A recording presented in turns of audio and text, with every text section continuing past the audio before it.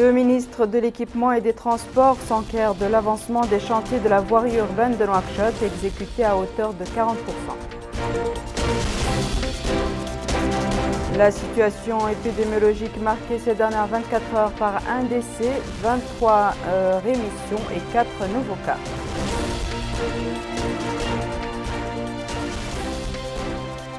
Jour J-1 avant la reprise des cours et les préparatifs se poursuivent pour assurer un retour sécurisé dans les classes. Bonsoir mesdames, mesdemoiselles et messieurs et merci de vous joindre à nous. Le courrier du président de la République avant de passer au titre. M. Mohamed Cheikh Al-Ghazouani a adressé un message de félicitations à Sa Majesté Abdallah Ahmed Shah, roi de Malaisie, à l'occasion de la célébration de la fête nationale de son pays. Il a saisi cette opportunité pour exprimer à Sa Majesté ses sincères félicitations, souhaitant au peuple malaisien frère davantage de progrès et de prospérité. Le président de la République, M. Mohamed Cheikh Al-Ghazouani, a adressé un message similaire au président de la République du Kirghizistan, Sooronbay Jeenbekov, et ce à l'occasion de la célébration de la fête nationale de son pays. Il lui a exprimé sa volonté sincère de renforcer les relations entre les deux pays dans l'intérêt des deux peuples frères. Je vous le disais en titre, le ministre de l'Équipement et des Transports a effectué aujourd'hui une visite d'information pour les travaux de voirie actuellement en cours à Nouakchott, réalisés dans le cadre du programme Mes Priorités. M. Mohamed Ahmedoul Mohamed a saisi cette occasion pour affirmer que ces routes sont construites selon les normes de qualité appliquées, indiquant c'est la première fois que les critères de qualité sont pris en considération. Il a ajouté que la comparaison des prix qui ne prend pas en compte certains critères relève de la tromperie et une insulte à l'intelligence des citoyens. Abdul Adamaba. Les 2260 mètres qui ont été réalisés reliant la rue Dumi au niveau du quartier Tahrir relevant de la Moukhata Toujinine a constitué la première étape de ce déplacement du ministre de l'Équipement et des Transports Mohamedou Ahmedoul Mohamed réalisé sur fonds propres de l'État mauritanien. La construction de ce tronçon a été exécutée par la Société d'assainissement des travaux de transport et de maintenance ATTM. Sur place, il a reçu des explications techniques sur l'exécution de cet axe routier, ce en compagnie des autorités administratives de la wilaya de Nouakchott Nord. Sur les lieux, le ministre de l'Équipement et des Transports a donné des instructions par rapport à l'entretien de ces routes qui a été érigée, ce en respect des normes techniques prévues dans les cahiers de charge. Par la suite, il s'est rendu au niveau de la Moukhata d'Arafat avec ce tronçon d'une longueur de 2200 mètres qui est en cours d'exécution sur place. Il a reçu des explications détaillées sur les normes techniques qui sont suivies dans le cadre de la réalisation de cette infrastructure. Mohamedou Ahmedoul Mohamed a déclaré s'être rendu sur place dans le cadre des visites d'information afin de s'informer des projets de voirie en cours d'exécution au niveau de la capitale. Il a aussi précisé que ce déplacement s'inscrit dans le cadre des instructions du président de la République relative au respect de l'exécution des projets et programmes au profit des citoyens. Le ministre de l'Équipement et des Transports s'est par ailleurs rendu au niveau de l'axe routier reliant le Carrefour Sabah au croisement de la localité d'Elmina. Il a insisté sur le respect des normes techniques dans la mise en œuvre de ces routes et trottoirs. La situation épidémiologique est marquée ces dernières 24 heures par une bonne nouvelle et une autre mauvaise. Les services du ministère de la Santé ont malheureusement enregistré un décès dû au Covid-19. En revanche, seuls 4 nouveaux cas de cette pandémie et 23 nouvelles guérisons ont été mentionnées. Une autre bonne nouvelle, il s'agit de la pluie. Le ciel continue d'être clément sur notre pays. La veille, plusieurs localités ont enregistré d'importantes précipitations que je vous invite à découvrir.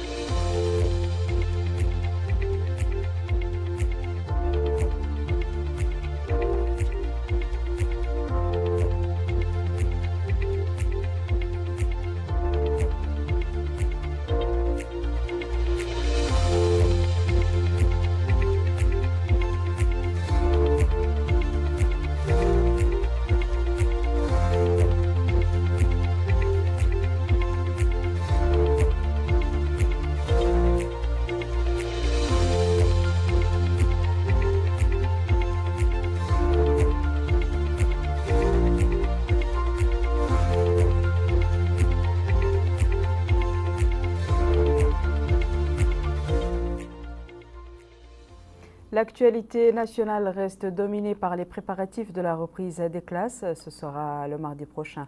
Partout dans le pays, la mobilisation est à son paroxysme.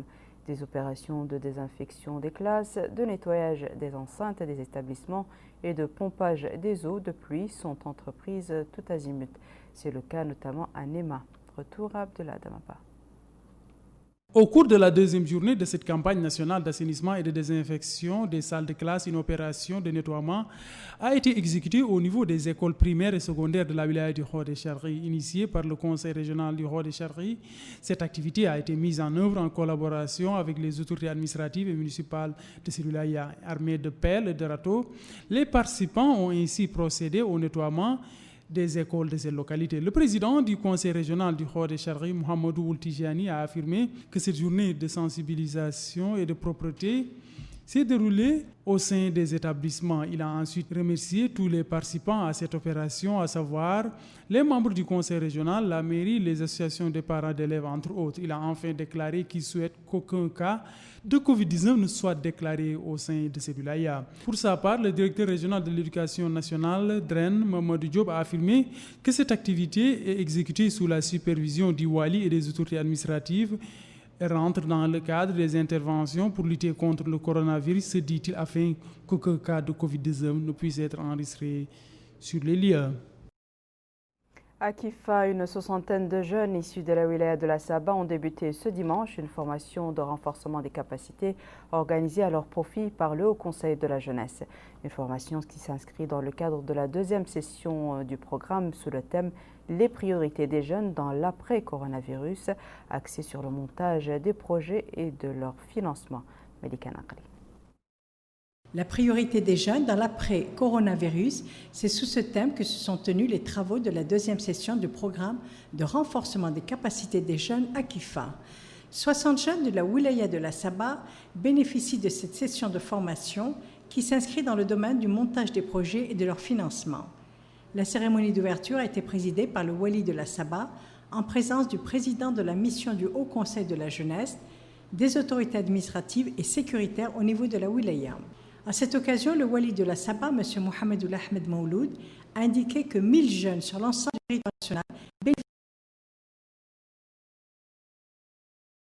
du pays.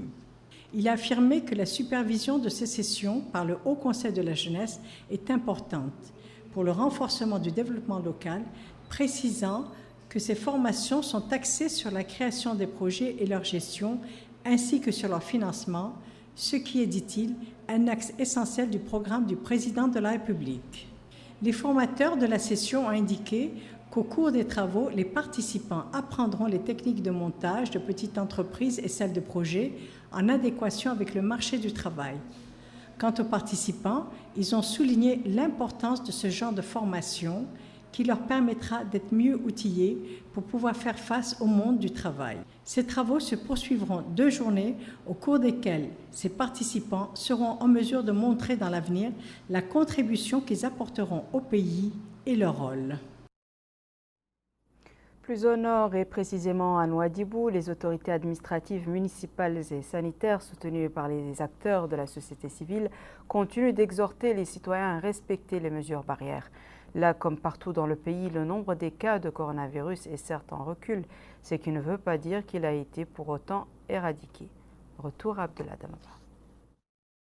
Au sein du centre de santé de la Moukata de Nouadhibou, les mesures préventives contre la Covid-19 sont respectées. Tous les visiteurs suivent le protocole sanitaire mis en place dans le cadre de la lutte contre le coronavirus. Les jeunes volontaires du programme de volontariat Watanouna sont aussi à pied d'œuvre afin de sensibiliser les habitants à propos du respect des mesures barrières et se déploient pour la propreté de la ville. Cheikh Al-Qaouz, directeur du centre de santé de la Moukata de Nouadhibou, par ailleurs responsable de la Covid-19 sur place, a indiqué que des mesures ont été mises en œuvre, ce en concordance avec la stratégie nationale de lutte contre la Covid-19 du ministère de la Santé et les différentes mesures des autorités. À ce titre, il a cité la fermeture des postes frontaliers, dont celui du kilomètre 55, et c'est relative à la fermeture de l'aéroport. Il a en outre affirmé que concernant l'aspect sanitaire, que des tests sont disponibles pour pouvoir déterminer les patients qui seraient porteurs du virus. Ces derniers, dit-il, sont pris en charge par une équipe du personnel soignant pour le traitement de cette pandémie. Du côté des habitants, la prévention reste le meilleur moyen pour se prémunir. C'est ce qu'indiquent ces résidents. Ils demandent à tout un chacun de suivre les mesures édictées par le ministère de la Santé. Il a précisé qu'il faut se laver les mains au sortir et une fois de retour de la maison et de porter un masque quand on doit partir dans un lieu public à l'image du marché. Ce citoyen souligne que les populations doivent se comporter comme si cette maladie est toujours là. Il indique qu'il faut continuer à respecter les mesures préventives, dont particulièrement le port du masque. Du tourisme à présent, notre randonnée nous mène dans les oasis de l'Adrar où les cimes des palmiers, désormais moins alourdies par leurs gerbes de date, semblent se confondre avec le ciel. Ici, la Guetna tire à sa fin. Dans l'oasis de Teert, l'heure est au tri pour séparer les bonnes des mauvaises dates. Malika Nakli. Les oasis verdoyantes d'Atta, joyaux posés sur une plage de sable doré, au milieu de montagnes que traverse l'eau fraîche des Oued, offrent en cette période de Guetna des dattes gorgées de soleil et d'eau qui n'attendent que le geste du cueilleur. Les dattes dont la couleur varie du jaune au rouge et dont la saveur en fait un fruit prisé pour lesquels chaque année des centaines de familles se déplacent pour la Guetna. Le palmier dattier demande beaucoup de travail, de l'arrosage à la distribution en passant par la conservation. Ce fin connaisseur souligne que la période des dattes commence en juin et se termine en août. Les défis majeurs auxquels, dit-il, nous sommes confrontés est celui de l'irrigation et celle de la poussière qui s'élève et qui freine la maturation des dattes et qui altère la couleur de la date, mais qui peut être solutionné par le kibrit distribué par le projet Oasis.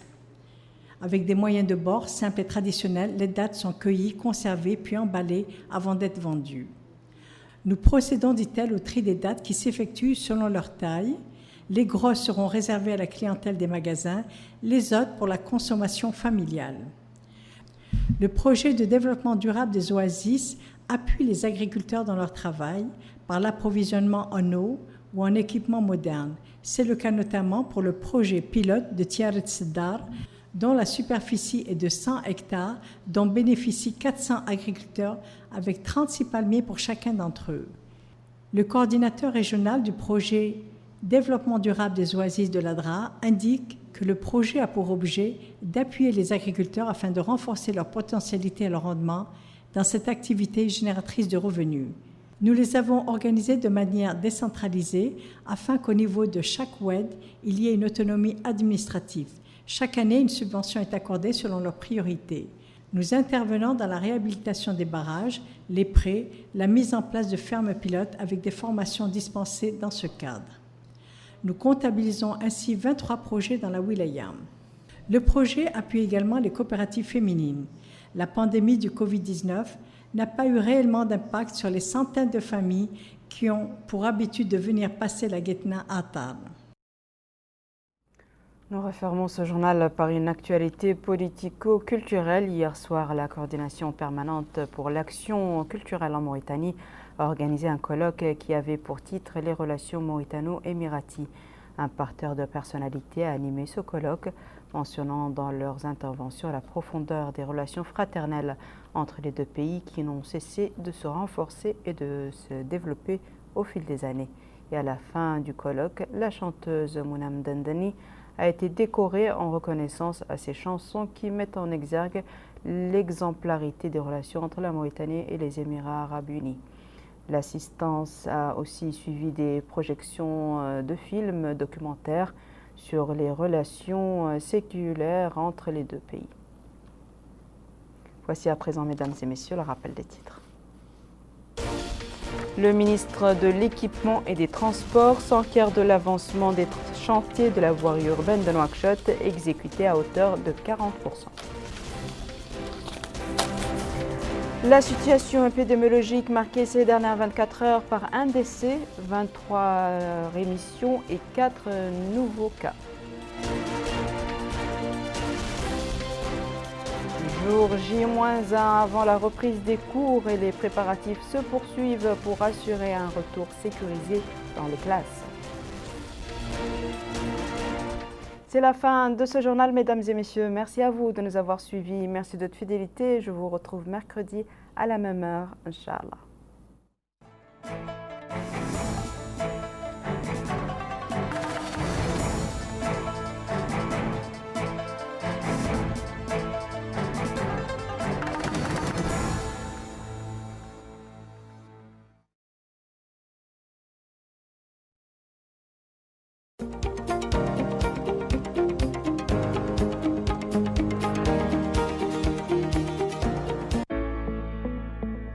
La Direction générale des transports terrestres s'est engagée depuis l'année dernière sur un projet de modernisation des procédures d'obtention du permis de conduire afin d'atteindre 3 objectifs fondamentaux: la numérisation des procédures, la sécurisation des permis de conduire et le rapprochement du service aux citoyens. Les travaux sont en cours pour améliorer le système de candidature aux examens de permis de conduire. Les candidatures seront alors enregistrées en accédant à une plateforme électronique dédiée à cet effet. L'inscription se fait en remplissant le formulaire électronique et le dossier